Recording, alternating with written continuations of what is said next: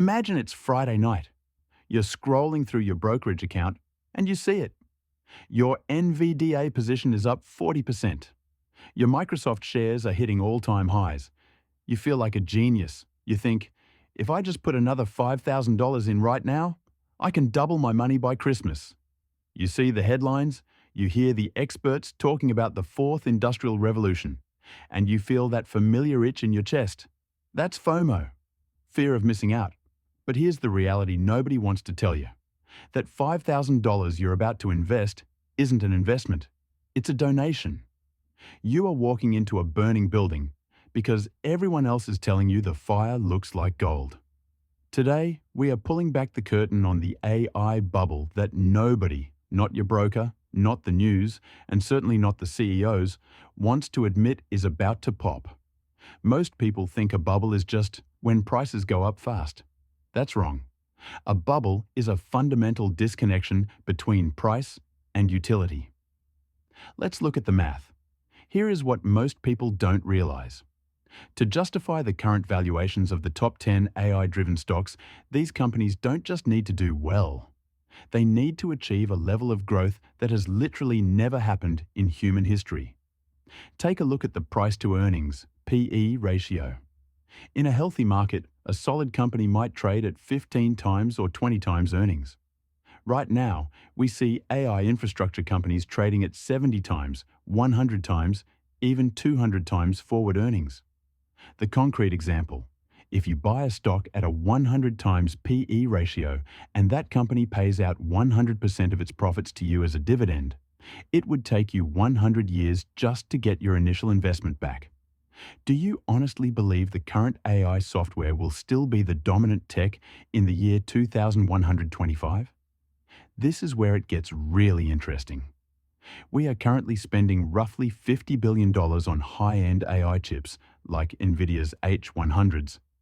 But the actual revenue being generated by AI applications, the stuff people actually pay for, is estimated to be less than $3 billion.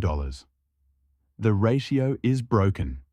We are spending $15 on shovels for every $1 of gold being found. In the California gold rush, the shovel sellers got rich, but eventually the miners realized there was no gold left. When the miners stop buying shovels, the entire ecosystem collapses. Now, you might be thinking, but Nick, AI is different.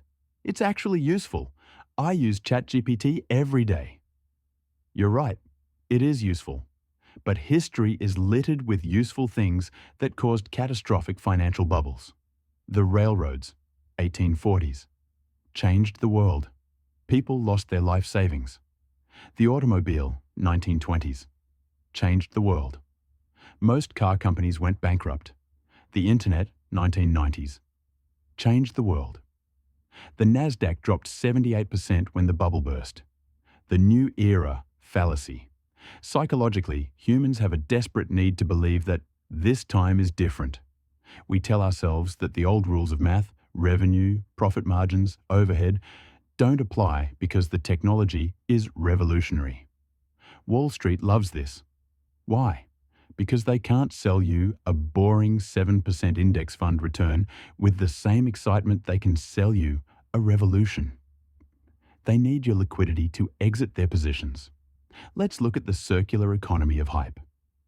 This is the part that genuinely frustrates me because it's a shell game played with your retirement money. Here is the dirty secret. Company A huge cloud provider, buys $10 billion in chips. Company B, the chip maker, reports record earnings. Company A then tells investors, look how much we are investing in AI. Our stock should go up. The stock goes up, investors pile in, and the cycle repeats. But where is the end user profit? Who is paying for the $20 a month subscription that justifies a $3 trillion market cap? The math doesn't add up. If Microsoft, Google, and Meta are spending $100 billion a year on AI infrastructure, they need to generate roughly $500 billion in new revenue just to see a decent return on that capital. For context, the entire global advertising market is only about $600 billion. Are we really saying AI is going to double the size of the entire global economy in 3 years? It's not just unlikely, it's mathematically impossible. When the bubble pops, it doesn't happen because the technology stops working. It happens because expectations hit a wall. Think of it like a game of musical chairs. Right now, the music is blasting, everyone is dancing. But the chairs, the actual profits, are being taken away one by one. The shocking statistic.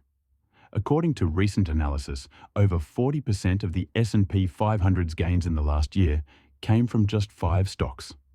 That is the thinnest market breadth we have seen since, you guessed it, the months leading up to the 2000 dot-com crash and the 2008 Great Financial Crisis. When those 5 pillars crack, they don't just fall alone. They take the entire building down with them. I don't tell you this to scare you. I tell you this so you can be the person who survives the crash while everyone else is wondering what happened to their 401k. 1. The rebalance rule. If your portfolio is now 30% or 40% AI tech, you are overexposed. Period. You need to take profits. Selling when you're up is the hardest thing to do emotionally, but it's the smartest thing to do mathematically. 2. Follow the cash, not the hype. Look for companies that are using AI to cut costs today, not companies selling the dream of AI tomorrow. I want to see companies with expanding profit margins and low debt. 3. Build your dry powder. When the bubble pops, and it will, assets will go on sale. The person with cash in a high-yield savings account or short-term treasuries will be the one buying the Amazon of AI for pennies on the dollar, while everyone else is forced to sell at the bottom. Most people treat the stock market like a casino, and they wonder why they end up broke. They follow the crowd because it's comfortable. It feels safe to do what everyone else is doing. But true wealth is built by having the discipline to walk away from the table when the stakes get stupid. You've worked too hard for your money to let it be evaporated by a Silicon Valley marketing campaign. Stop looking at the potential and start looking at the price. Here is your homework. Go look at your brokerage account right now. Total up your exposure to the Magnificent Seven. If that number makes you feel a little nervous, listen to that feeling. That's your intuition telling you that the party is almost over. The peak is here. Don't be the one left holding the bag when the lights come on. If you own any of the big 7 or AI-adjacent startups, you need to run them through this 8-point filter immediately. This is how you separate the sustainable giants from the companies that are essentially just PowerPoint and hope. 1. The revenue reality. Check. The question. Is AI actually contributing to the top-line revenue, or is it just a pilot project? The red flag. If a company mentions AI more than 50 times in an earnings call, but doesn't break out AI-specific revenue as a line item, they are hiding behind the hype. The math. Look for AI-linked revenue growth. If they spent $10 billion on chips, but only saw a 2% bump in software sales, the math is broken. 2. Hyperscaler dependency. The question. Does 30% or more of their revenue come from selling to just 2 or 3 big tech companies, Microsoft, Google, Meta? The danger. This is the circular economy. If Meta decides to pause their CapEx, capital expenditure, next quarter, this company's revenue evaporates overnight. Desired state. A diversified customer base across healthcare, manufacturing, and retail, not just other tech companies. 3. The moat versus DAO's feature. Test. The question. Is their product a standalone company, or is it a feature that Google and Microsoft will release for free next month? Relatable analogy. In the early iPhone days, flashlight apps were huge businesses. Then Apple built a flashlight into the OS, and those companies died. Most AI wrapper startups are today's flashlight apps. 4. Valuation versus historical norms. The question, is the forward PE ratio higher than 40 times? The context, even during the high-growth periods of the 2010s, these companies averaged 20 to 25 times. Action. Compare the current PE to the 5-year average.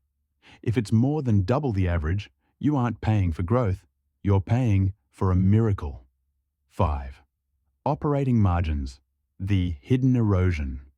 The question, are profit margins shrinking despite rising revenue?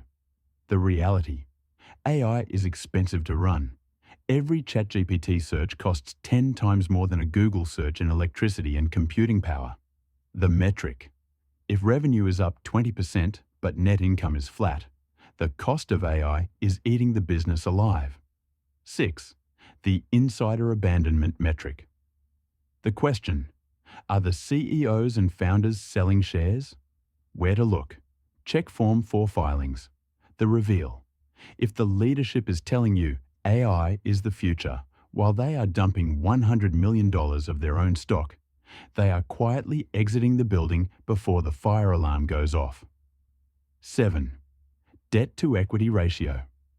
The question, is the growth fueled by cash or by massive borrowing for data centers? The statistic, big tech has raised nearly $250 billion in debt in 2025 alone to fund AI infrastructure. The risk, if interest rates stay higher for longer, that debt becomes a noose when the AI gold doesn't materialize fast enough. 8. The productivity proof. The question, can the company point to a specific, measurable cost saving they've achieved using AI? The shocking stat, a 2025 MIT report found that 95% of generative AI pilots failed to deliver a measurable ROI. The filter, if they can't prove it's making them more efficient, it's just a very expensive toy.